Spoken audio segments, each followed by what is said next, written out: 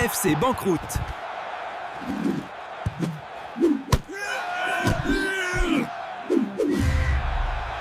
Salut, on se retrouve pour les pronostics du lundi avec notamment des matchs sur la Première Ligue, la Liga, la Serie A, la Ligue 2 et la Super League. Et on va faire deux paris combinés, à chaque fois des matchs simples. Il n'y aura pas de pari système aujourd'hui. Et on va commencer par le premier, c'est un pari avec notamment le match Manchester-Bournemouth. Alors Manchester, ils vont toujours moyennement bien, ils sont 8e seulement. On a quand même vu un petit mieux dernièrement, malgré le classement assez faible de Manchester. Face à eux, Bournemouth, ils sont seulement 15e, 20 points. Manchester, ils ont 25 points. Ils sont un peu mieux classés. Ils pourraient raccrocher les places européennes. On va voir ce qu'ils ont fait dernièrement, Manchester. Il y a cette victoire à Crystal Palace qui est plutôt un très beau résultat. Le nul un peu décevant à domicile, mais on sait que West Ham mérite mieux que leur classement actuel.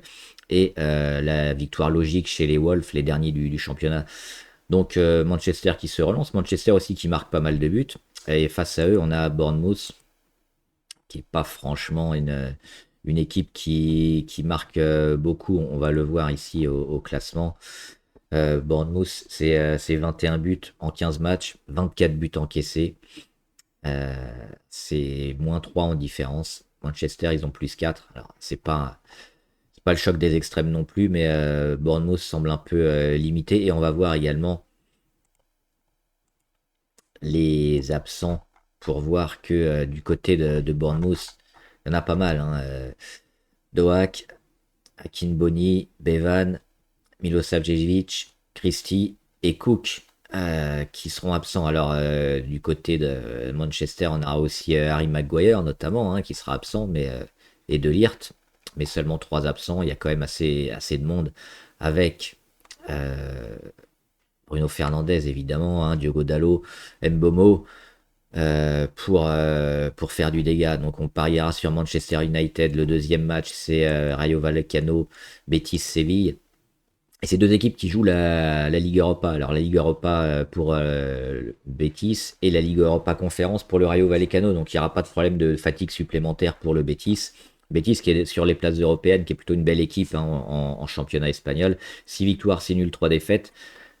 Et elle se déplace sur le Rayo Vallecano, chez le Rayo Vallecano, 17 points, 24 contre le Betis, 4 victoires, 5 nuls, 6 défaites. On va voir à domicile. Le Rayo a du mal quand même, il partage souvent les points. Une victoire, 4 nuls, une seule défaite, 4 buts marqués, 4 encaissés. Alors c'est assez solide, mais on marque pas beaucoup non plus.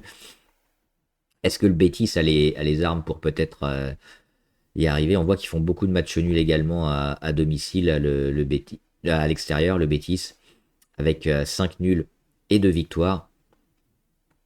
On serait tenté, là aussi, peut-être de mettre un nul, mais il y a également beaucoup d'absents du côté du Rayo Vallecano, on le voit. 1, 2, 3, 4, 5, 6 absents. Unai Lopez qui a un rouge. Et puis, pas mal d'autres absents. Alors, il y en a 4 aussi côté Betis-Séville, mais on va donner quand même la priorité à cette équipe de Séville qui nous paraît assez séduisante, qui produit pas mal de jeux et qui marque beaucoup. Et on pense que ça devrait passer face au Rayo Vallecano et enfin AS Rome comme. Alors là, peu de buts à chaque fois pour l'AS Rome, mais c'est une équipe de haut de tableau. Alors comme aussi, ils sont dans le haut de tableau, mais ils partagent énormément. Alors là, c'est le duel des extrêmes. AS Rome, aucun match nul. Com, 6 matchs nuls. Il devrait y avoir peu de buts dans ce match, mais certainement un avantage aux locaux qui reçoivent et qui là aussi seront aidés par les absents parce qu'ils n'ont qu'un absent, c'est Selic. Et de l'autre, on a notamment Morata et 4 autres joueurs qui seront suspendus ou absents pour blessure du côté de Côme, donc un déplacement compliqué. L'AS Rome qui va essayer de remonter dans le classement. Il n'y a que 3 points d'avance pour l'AS Rome, mais on voit que Côme à l'extérieur, ils ont souvent du mal. 2 victoires, 3 nuls, 2 défaites face à une équipe de l'AS Rome qui est un peu déçue dernièrement, mais qui doit se relancer et qui est toujours bien classée aussi en Ligue Europa. Donc ce sera une victoire de l'AS Rome.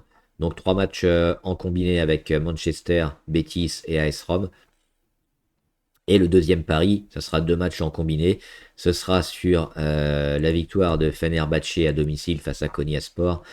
Fener, hein, qui a 9 victoires, 6 nuls, mais à domicile, 5-2, face à Konyaspor, qui est vraiment moyen, 2 victoires, 2 nuls, de défaite. Donc c'est une victoire qui devrait être relativement facile pour le Fenerbahçe, et on va la combiner avec un nul en Ligue 2, Boulogne 3. 3, c'est le leader, mais qui a du mal en déplacement, seulement 2 victoires, 4 nuls, une défaite.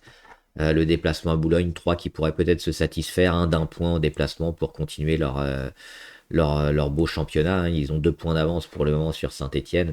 L'objectif, c'est de finir, hein, dans les 2 premiers pour monter directement. Donc on mettra un match nul sur celui-là. Donc deux paris combinés. Le premier, Manchester, Betis, AS Rome. Et le deuxième, nul entre Boulogne et 3 et victoire de Fenerbahçe. Le premier pari, on mettra 7 unités. Ça fait une cote d'environ 10 sur le premier. Et le deuxième, on mettra 3 unités, hein, sur une cote à environ 3 pour le match nul. Voilà, bon prono, bonne chance.